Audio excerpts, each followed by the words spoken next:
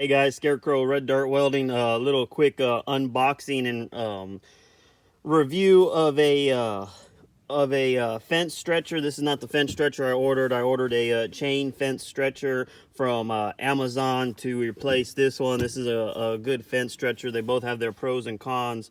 Just a little bit real quick about this one. The problem with this one is it only has so much of a pull, probably roughly about 2 foot of a pull. So if you're wanting to stretch wire more than 2 foot, this is not the tool for it. Another downside about these style of fence stretchers is that when you go to release it, it's all or nothing. In order to release it, you have to bend this handle all the way back, and once it gets to a certain point, it lets go. So it springs that wire sometimes, especially on high tensile wire. That's one downside effect. And then in the past I had if you look at these jaws, they're serrated there, especially on high tensile wire. They cut into it, and sometimes it breaks. Not all the time, it's very rare, but I've had it break where it cuts into high tensile and snaps that wire. So what I ended up doing is got a lot of fence projects starting off. So what I ended up doing is ordering a chain stretcher from Amazon. This is the cheap one. I think it was like 30 something dollars, 40 bucks. They have them all the way up to 200 bucks. So I'm gonna unbox this together right now and see the quality and see if it's worth it. Obviously for $40 it's definitely worth it if it works. So got a handle right here.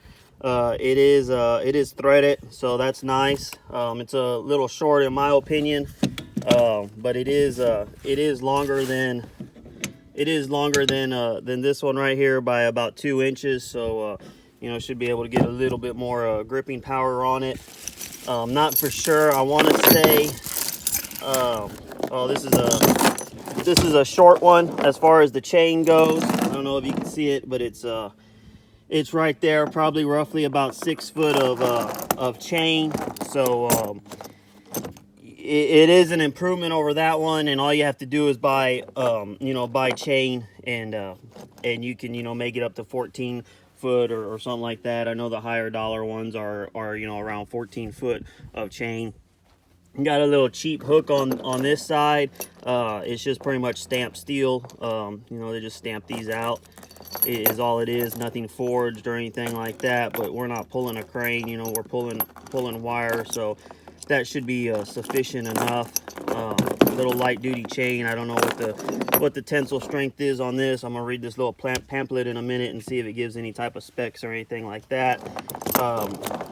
This part right here, you can see that it's not serrated at all. It's slick, but it also has a little valley down in there. So when you put that wire down in there, it kind of grips it in a U shape. I don't know if you can see that or not. So hopefully that will hold. Also, by not having it serrated, you won't have that breakage problem every once in a while.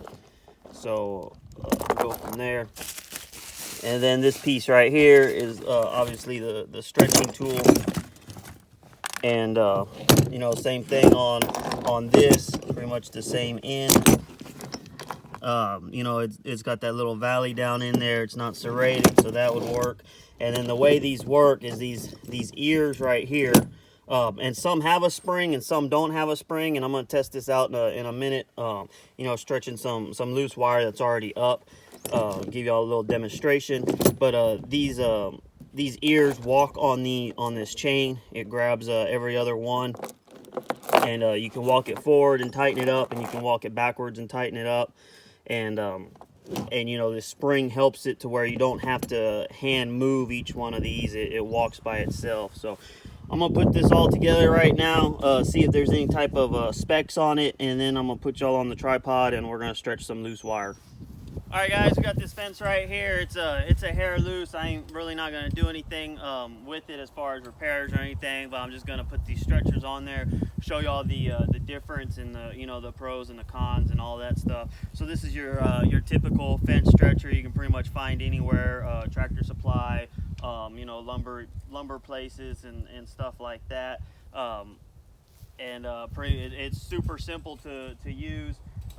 You just you know, put it on the wire, close these jaws down, and then you can start ratcheting it, and it makes it, you know, it pulls the two ends together and makes it tight right there. It has the jaws away from the bar here, so if this was broken, all you would have to do is, you know, depending on how you splice it, I have the tool to splice it with the collars and all that stuff, with the little sleeves, and you know, it's away from the bar. You can get the pretty much look like bolt cutters. You can get them in here, and you can crimp the sleeves and all that stuff away from the bar. Real easy to use for repairs. Anytime I'm doing any type of repairs, I usually use this. A downside to this is obviously the pull. You know, if you're working on a new fence and there's a lot of slack and you have a lot of pull that you're gonna have to do, you're gonna have to reset with this a couple of times, or you know, try to get it as much of the slack out as possible to where you can only have, you know, a 2-foot pull or something like that. Another downside to these is if you're working off of utility poles or you know, steel pipe or something like that, and you go to hook this on the side of the steel pipe to pull from, it's a little bit hard because sometimes this wants to slip off. You know, it doesn't really have much of a bite, or you know, they could cope it out a little bit better or something like that to where it can grip on a utility pole or a steel pipe or something like that. But you know, if you're doing a fence repair in the middle of a fence like this, this would be the go-to guy. Now the other one that I just ordered off Amazon here is a chain stretcher. You have a lot more pull, and this is just a cheap version once again, so they don't give you that much chain. But you know, you can go out and you can buy, you know, 10, 15, 20 foot of this chain, and you know, you can have a 20-foot pull or so. This is real simple to use. You know, you just pretty much open it up, close it. It doesn't have, these have a little spring on them that keep them closed. These do not. So you have to make sure that that's on there and that it actually stays on there. So the other, I'm actually going to take this off.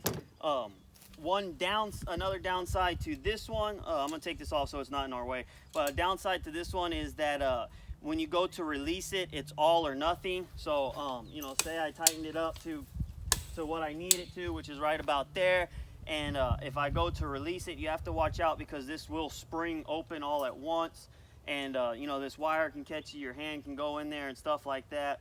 So you know, watch it.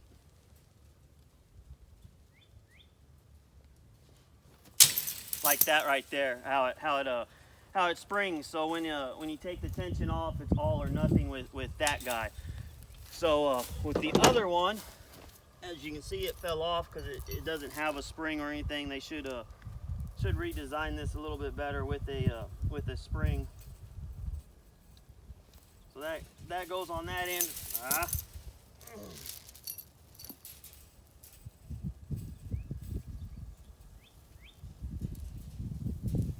That goes on that end right there. This end over here,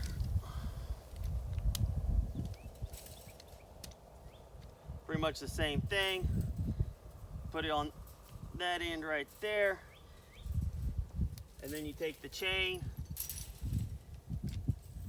and you loop it in between these two ears, and these ears walk along the chain, and they end up skipping every other one here.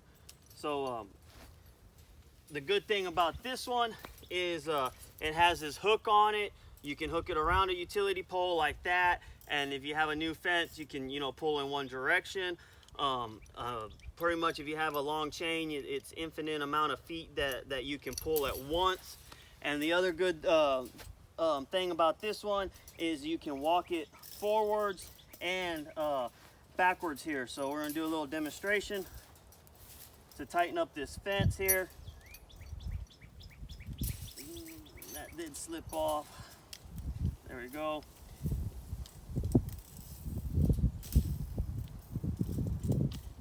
All right, there it starts to, my hand's probably in the way. This is gonna be hard to do. But you can see, hopefully y'all can see that bottom jaw right there how it slides around. The spring keeps it tight together. Some of these do not have a spring and you have to use your hand right there. So you can see how it grips that chain. Then the top one's gonna skip and it's gonna go to right here. And as you tighten it up, it locks right there. And then you can do the bottom one, but that's pretty tight right there.